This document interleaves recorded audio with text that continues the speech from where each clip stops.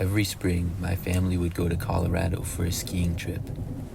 I was about 12 at the time, and we often went with family friends. This year, it was just our two families, including my parents, my sister, and me, along with our friends who were a mom, dad, and two girls the same age as my sister. We would stay for the week at our friend's place, who had just recently bought a new house. Usually, the dads and girls would go skiing while the moms stayed behind, either shopping or hiking. One evening, the moms decided to stay in and make dinner for when we got back. We got back earlier than expected from skiing, so my sister and our friends suggested that we go explore behind the house while we waited for dinner. Since they had just bought the house, the two girls who lived there hadn't done much exploring yet on their property. There was a fence with a no trespassing sign on it, and it seemed like no one had ever went beyond it. We figured that we might as well see what was back there since we had some time to kill. We told our parents we'd be back soon, and we hopped over the fence. The snow was still lightly coming down, but the trail behind the house looked like it had been walked on before, so we decided to follow it. It was a narrow path, just wide enough for a few people to walk side by side. After a few minutes, we came across a campsite, 2 tents, some scattered snow, and 2 large coolers. We stopped in our tracks, unsure of what we were seeing.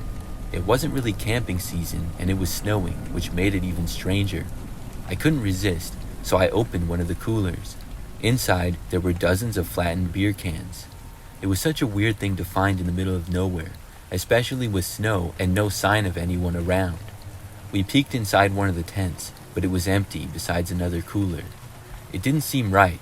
Why would people leave their stuff here? I started looking around the area more, but then I heard my friend yell. I turned back to see her standing by the other tent. The flap was open, and she looked like she had just discovered something awful. She was shaking as she said through tears that there was a body in the tent.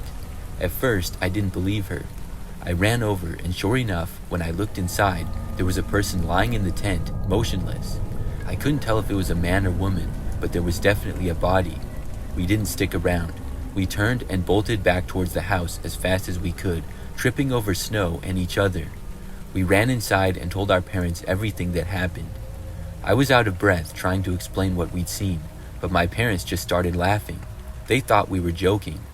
We tried to convince them that we were serious, but they didn't believe us. They told us to stay inside and wait for dinner, so we did. But I couldn't stop thinking about the body and the abandoned campsite. Here's the worst part of the story. We finally persuaded our parents to walk down the trail and look so that they would believe us. When we arrived at the clearing, the tents and everything were gone to our surprise. Not a single item or beer can was left behind. Our parents never believed that we were telling the truth, and I don't blame them. It sounded crazy coming from a bunch of kids. Even now, 12 years later, I wonder if we had stumbled across a crime scene before the evidence was quickly taken care of.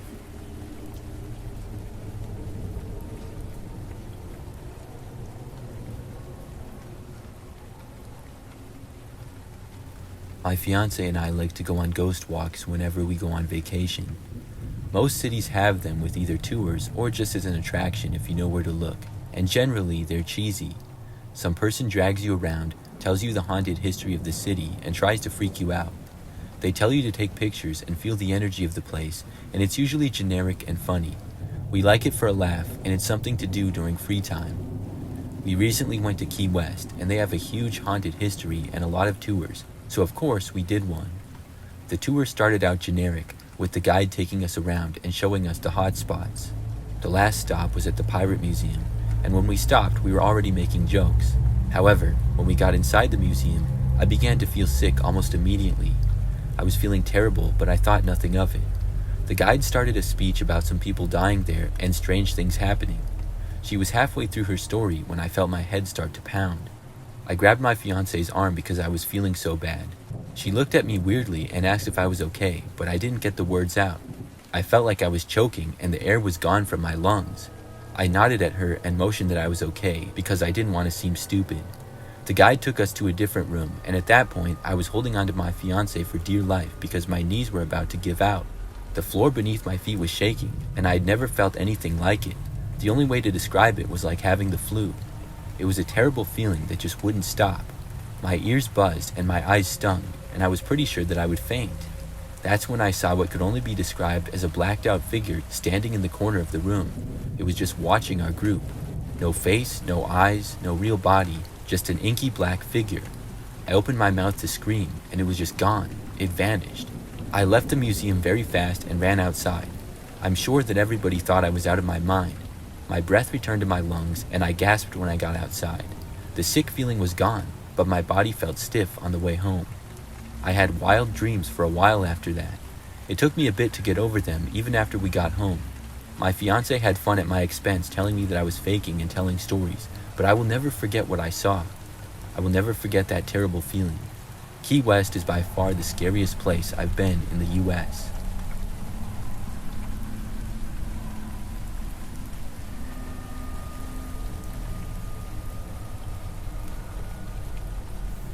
I was vacationing in Wales one weekend with a man who was my fiancé at the time of this story. We were staying at one of the older hotels along the beach, and since they were almost full, we checked into a room with 2 single beds and a shared bathtub. Our room faced the sea and had large windows that were wide open during the night, the sheer curtains billowing as the sea breeze blew into the room. Each bed was covered with several blankets as well as a quilt and cover tucked in under the mattress, so when you were in bed, you were tucked in snug and warm, protected from the night air. I remember feeling tired from a long day at the beach. After dinner, my fiancé and I went to our room, where we both eventually fell into a deep sleep. I woke up during the night and had this unsettling feeling though. The room was quiet except for the drip of the faucet in the small sink in the room. I looked around the room and could see the curtains moving from the wind. The room was dimly lit as the moon was casting some light into it. I looked over at my fiancé in the other single bed, who was soundly still asleep. Suddenly, that sensation people describe as frozen or paralyzed with fear came over me. I struggled to get my breath as I saw the white, filmy figure of a woman emerge and approach my bed. I knew my fiancé was next to me only a few feet away. I knew I was awake and not dreaming because I had just taken a sip of water and every detail of the room was lit by the moonlight. I tried to scream, but I couldn't get out a sound. I held onto the covers under my chin for dear life as the filmy white figure seemingly floated to the bottom of the bed, and I could feel the covers being pulled from the bottom of the bed and out from under the mattress. I had a feeling that she or it wanted to hurt me, to smother me, but I still couldn't get a sound out. Finally, a small sound escaped from my throat, and I kept gasping and trying to scream until enough came out that my fiancé heard me and jumped out of bed and rushed over to my side. The filmy figure disappeared, but I was shaking and crying from fright. My fiancé said that it was just a bad dream, and I almost believed him until I saw all the covers from my bed lying in a heap at the bottom of the bed. It's impossible to pull them out from under the mattress beneath yourself while tucked in. The next morning, we tried over and over to have all the sheets tucked in and remove them while kicking our feet in bed, but we could not. The next day, while at breakfast with the other guests and hotel staff, I told my story about the previous night. Most of everyone who heard it believed it really happened, and they said that the hotel was haunted from the happening of a great fire that broke out at the turn of the century. Someone suggested that maybe the filmy white woman may have pulled the covers from my bed because she thought my bed or I was on fire. To this day, I know what I saw and how it felt, and I know that I was in the presence of something unearthly.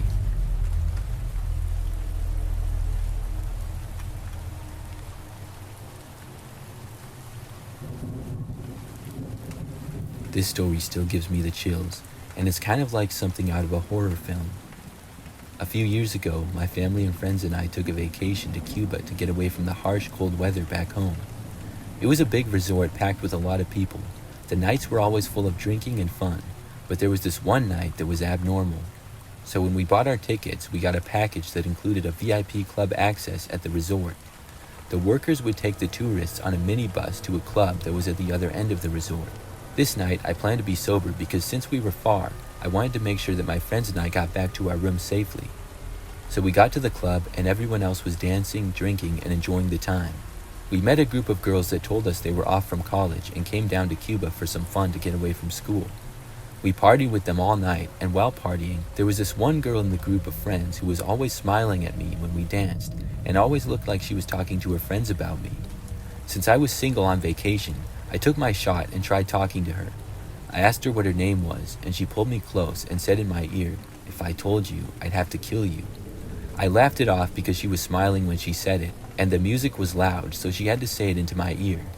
When it was near the end of the night, I'd say around 3 a.m., they wanted to take a group picture. I had my camera that I had just took for normal photos of scenery and stuff, so I gave it to a worker, and he took a big group photo of us. In this photo were all my friends and the other group of girls, and I had my arm around the one girl that I tried talking to. After that, we said our goodbyes and went back to our room. When we got back to our rooms, my friend that I shared a room with knocked out drunk in bed, so he was asleep. I couldn't sleep much though, and I was thinking about the girl and how much fun I had. I turned on my camera and went through the photos of the night, and what happened next had me very scared. In the picture, the girl that I had my arm around was an old lady with gray hair and lots of wrinkles on her face. I almost threw my camera. I couldn't believe it. I know you might think that I put my arm around someone else by accident, but there were not really any old ladies like that at the club, and I was completely sober the entire night. I turned off my camera and put it in my camera bag under my bed. The thought of that picture had me up at night stuck and trying to figure out what the heck was happening. When I woke up in the morning, I gathered all my friends and wanted to show them so badly. They all got together in my room, and they didn't believe me. I pulled out my camera and went through the pictures, but the group photo picture was gone. I went through all 572 pictures from the trip so far, and there were other pictures in the club, but that specific group photo was not there. They thought that it was a little weird because they remembered taking the group photo, but they still didn't believe me. Later that day, we went out for lunch at one of the restaurants at the resort. And when we were there, we ran into the group of girls from the night before. When I asked them where that friend was that I thought was cute, they said they didn't actually know her. They had just met her yesterday at the club. She said she was a student studying in Connecticut, but that's all they knew about her. They also never got her name apparently. As soon as I heard that, I had chills all over my body. It's one of the most bizarre things to ever happen to me, and it makes me a little scared to travel to foreign countries again.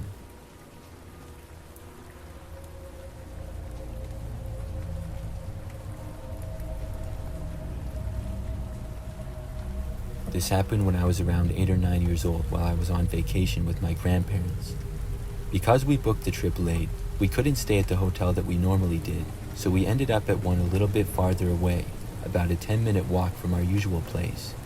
The hotel we usually stayed at was simply just a pool, a restaurant, and right on the coast. The new one had a lot more to offer, such as arcades, a buffet, activities, and even a water park. We'd been at the new hotel for a few days, and each day my grandfather and I would go to the water park. It was pretty large, and we met a nice family who we spent time with. On about the third or fourth day, I decided to go back to the room by myself. My grandparents always gave me a bit of freedom on vacation, and the hotel was pretty safe, so I wasn't worried. Our room overlooked the water park, and we had a small pool just outside of the back door, which stretched across our block. I walked out of our room, and that's when I ran into this man. He looked like he was in his early 40s, wearing a t-shirt and shorts, nothing too unusual. He asked me where my parents were. I told him they were at the water park. Then he asked me if I wanted to walk down there. I said I was okay on my own, but he still came with me, walking alongside. As we walked towards the water park, he seemed odd. His behavior was very childish, like he was trying to relate with me or show me that he was a friend. He would ask me random questions about things, almost like he wasn't talking to me as an adult would. And then, out of nowhere, he shoved me into the pool. I climbed out of the pool, stunned at what he had just done. He looked surprised, like he hadn't meant to do it. He said, "Oh, I'm so sorry, I can't help it." I just kind of shrugged it off, saying that it was fine, and I continued to the water park. This guy still decided to accompany me though. We got to the water park, and my grandfather spotted me right away. He asked who the man was, and the guy quickly said that I had gotten lost and he was just walking me back. It wasn't true at all, and I told my grandfather that the man had come up to me the moment I left the room. That's when my grandfather's face changed. He didn't say anything at first, but I saw him get tense. The guy started rambling about how he was just being helpful, but my grandfather didn't buy it. He grabbed the man by the arm and said something about not talking to kids like that. The man started getting very defensive and aggressive towards my grandfather, so my grandfather hit him. I guess he hit him hard because the man stumbled back looking shocked. I don't think he expected that, but my grandfather was furious. Not long after, the hotel staff showed up, and I don't exactly know what happened after that. All I remember is we were told to leave. The hotel kicked us out, and we had to find a new place to stay. It wasn't hard though. There was a vacancy at the hotel we usually stayed at, so we went there for the rest of our trip. My grandfather said it was for the best anyways that we got kicked out, because then we wouldn't be staying in the same place as that creepy man.